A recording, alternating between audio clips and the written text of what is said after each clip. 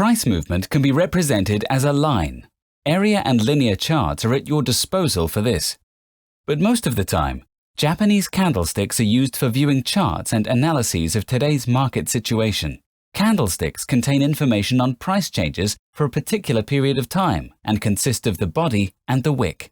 The body's border displays the opening and closing price, while the upper and lower borders of the wick show the price maximum and minimum. If the price of an asset increases, then the candlestick turns green. If the price decreases, then the candlestick turns red. The 5-minute candlestick contains information about price changes during this given period. You may also imagine it as 5 1-minute periods, which would contain the same data, but on a different scale.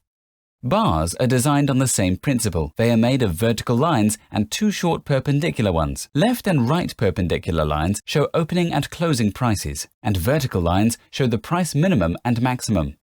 Japanese candlesticks are popular among professional traders. The value of a candlestick chart is in its bold ease of use and depth of information. With them, traders gain not only an image, but a full-fledged fundamental analytical instrument, without which most indicators are not possible.